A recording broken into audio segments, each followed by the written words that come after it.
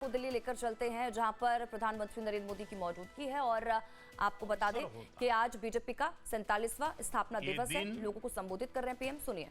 हमें पार्टी के प्रति कृतज्ञता व्यक्त करने का मौका देता है कि पार्टी ने हमें राष्ट्र सेवा का सौभाग्य दिया।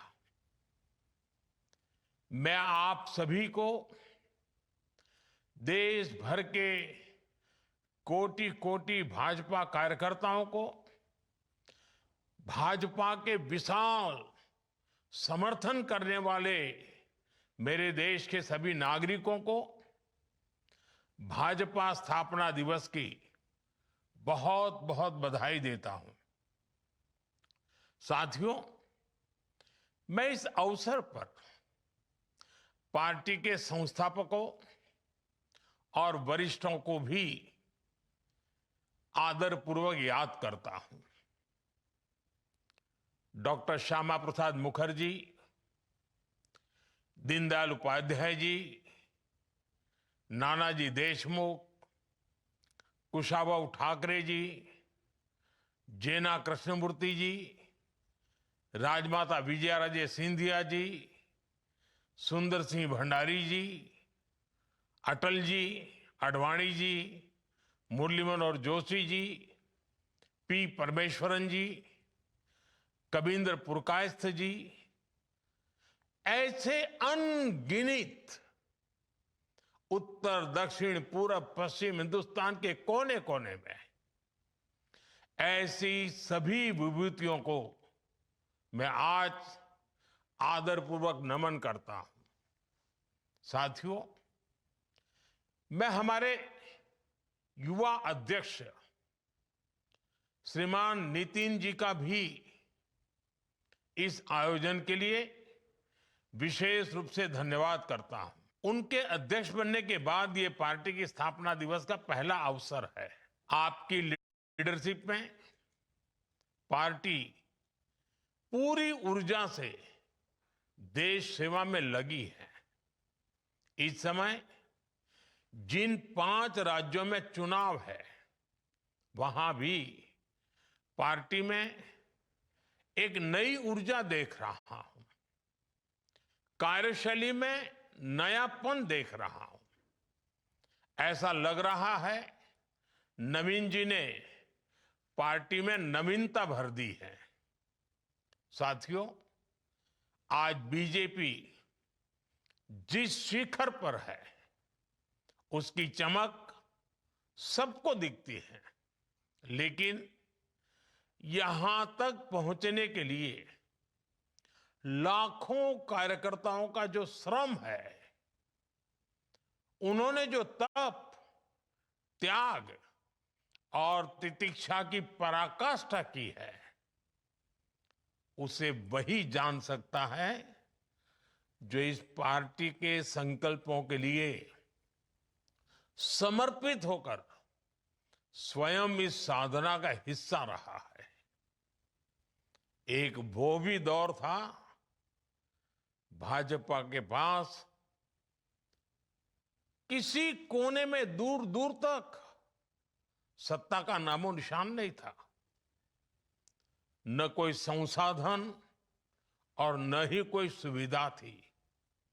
उस समय भाजपा कार्यकर्ता के लिए कहा जाता था कि उसका एक पैर रेल में और दूसरा जेल में होता है। जनता के साथ जुड़ने के लिए भाजपा कार्यकर्ता रेल से एक शहर से दूसरे शहर भागता रहता था, दौड़ता रहता था, और जनता से जुड़े मुद्दे उठाने के लिए जेल जाने में भी संकोच नहीं करता था। उस कठिन समय में भी भाजपा के कार्यकर्ताओं के पास सबसे बड़ी चीज थी आने वाले भविष्य पर भरोसा। उनका दृढ़ विश्वास था कि वो आज जो मेहनत कर रहे हैं, उससे आने वाले भारत का भविष्य उज्जवल होगा। और इस भरोसे के लिए भाजपा के कार्यकर्ताओं ने क्या क्या नहीं सहा। आपातकाल, इमरजेंसी का घनघोर दमन, कांग्रेस के षड्यंत्र, राजनीतिक रूप से हमें अछूत बनाने की लगातार कोशिशें, इन सब से लड़कर हमारे निस्वार्थ कार्यकर्ता पार्टी को अपने परिश्रम से, अपनी साधना से, अपने संकल्प से यहां तक लेकर आए हैं। और इस यात्रा में हमारे कितने ही कार्यकर्ताओं को अपनी जान तक गंवानी पड़ी है। हमने बंगाल और केरलम जैसे राज्यों में देखा है वहां किस तरह हिंसा को पॉलिटिकल कल्चर बना दिया गया है। लेकिन भाजपा कार्यकर्ता ऐसे हालातों में भी डिगा नहीं, डरा नहीं। आज भी भाजपा का कार्यकर्ता देश सेवा के भाव के साथ निरंतर काम कर रहा है। आज भाजपा के स्थापना दिवस पर पार्टी के लिए अपना जीवन गंवाने वाले सभी कार्यकर्ताओं को श्रद्धांजलि देता हूं, नमन करता हूं। साथियों, आज लोकतंत्र की कितनी ही उपलब्धियां बीजेपी के नाम पर है। देश में लंबे अंतराल के बाद किसी पार्टी को इतना स्पष्ट जनमत मिला है। लेकिन हम इस सफलता की विवेचना करें तो हमें नियत, नीति, निष्ठा, एक लंबी यात्रा हम भली भांति देख सकते हैं। राष्ट्रीय स्वयंसेवक संघ के विशाल और पवित्र वटवृक्ष के नीचे हमें साफ नियत के साथ, शुचिता के साथ राजनीति में कदम रखने की प्रेरणा मिली। फिर शुरुआत के कुछ दशकों में, चाहे वो जनसंघ का समय रहा हो या भाजपा का, हमने एक संगठन के लिए नीतियां निर्धारित करने में अपनी ऊर्जा लगाई। फिर उसके बाद जो समय आया उसमें भाजपा ने पूरी निष्ठा से अपनी ताकत खुद को एक सशक्त काडर बेस्ड पार्टी बनाने में झोंक दी। हमने कार्यकर्ताओं का ऐसा विशाल काडर खड़ा किया जिनमें सेवा भावना से कार्य करने का समर्पण था, जिन्होंने पार्टी के सिद्धांतों को अपने जीवन का आदर्श बनाया और जिन्होंने किसी भी परिस्थिति में अपने मूल्यों से समझौता स्वीकार नहीं किया। साथियों, हम एक और अपने मूल्यों पर अड़िग रहे, वहीं साथ ही लोक सेवा यानी जन कल्याण को अपनी प्राथमिकता बनाया।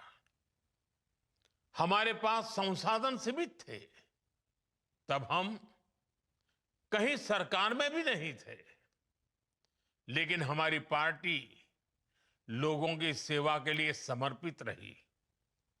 चाहे आपदा हो या समाज में कोई सकारात्मक बदलाव हो, हर जगह हमारे कार्यकर्ता सेवा भाव से जनता के बीच उपस्थित रहे।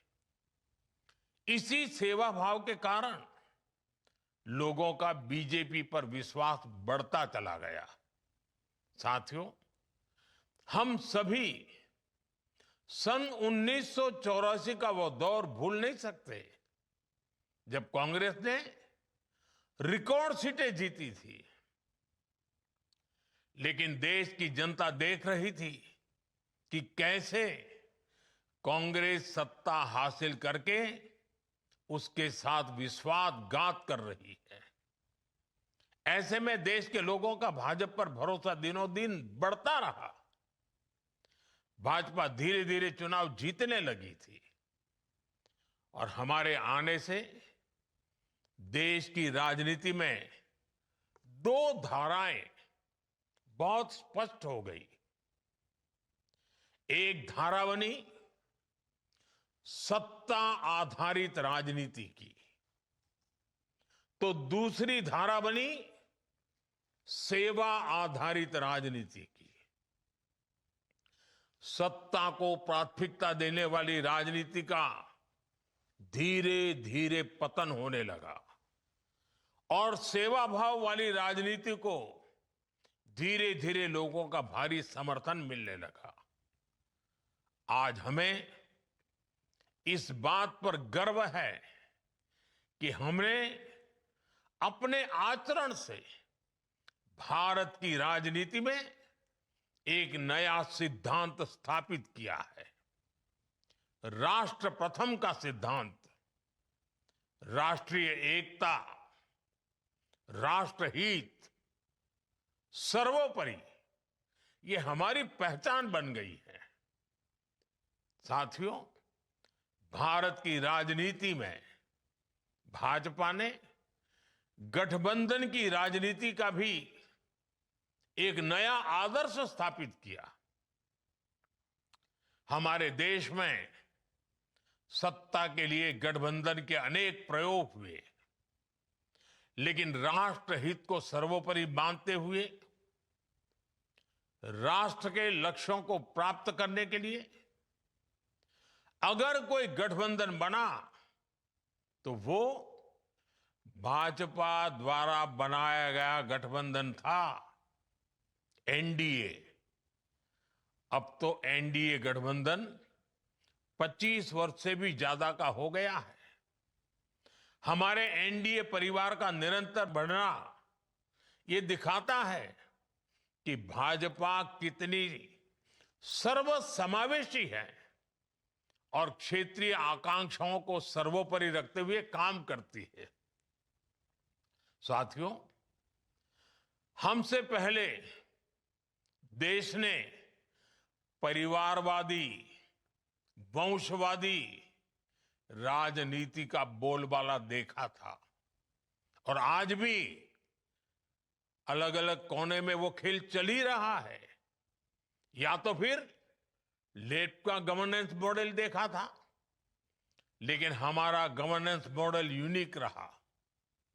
हमारे गवर्नेंस मॉडल में पॉलिसी में स्थिरता थी, सरकार में स्थिरता थी। हमने जो कहा वो करके दिखाया। आज भाजपा की पहचान के साथ ये बात जुड़ गई है कि जो वो कहती हैं वो जरूर करती है। साथियों, भारतीय जनता पार्टी ने वडोदरा में 1994 में महिला आरक्षण का प्रस्ताव पारित किया था। हमने ये भी तय किया था कि संगठन में ज्यादा से ज्यादा महिलाओं को आगे बढ़ाएंगे और सरकार में आने के बाद हमने महिला आरक्षण का अपना वायदा पूरा करके दिखाया। अब हम पूरी शक्ति से जुटे हैं कि साल 2029 में नारी शक्ति वंदन अधिनियम की भावना के अनुरूप ही चुनाव हो।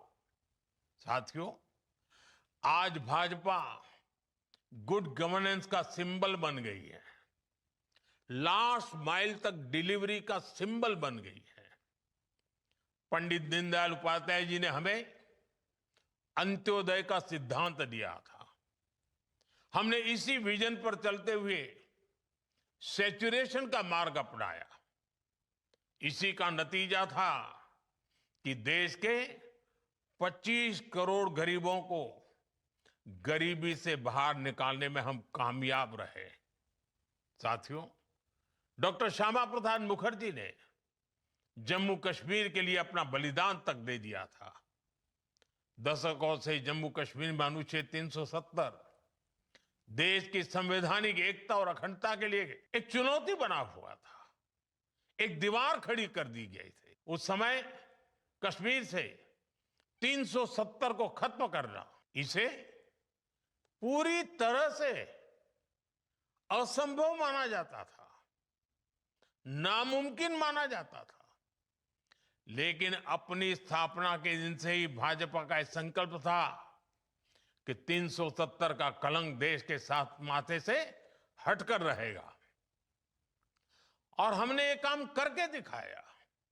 साथियों, राष्ट्रीय सुरक्षा, आतंकवाद पर प्रहार, ये भाजपा के लिए ऐसे मुद्दे रहे जिन पर हमारी पार्टी हमेशा अड़ी रही है। आज हम डिफेंस में देश को आत्मनिर्भर बना रहे हैं, बॉर्डर पर सुरक्षा के लिए नए नए उपाय कर रहे हैं, सीमावर्ती गांवों को प्रथम मानकर वहां विकास कर रहे हैं ताकि भारत की सीमाएं हमेशा सुरक्षित रहें। इसी तरह देश में नक्सलवाद, माओवाद की कमर तोड़ने का काम भी अगर किसी ने किया है तो वो भाजपा है। साथियों, भाजपा के शुरुआती दिनों से ही हम कहा करते थे, कच्छ हो या कोहिमा, अपना देश अपनी माटी। भाजपा आज एक भारत श्रेष्ठ भारत की भावना के साथ देश की एकता के लिए काम कर रही है।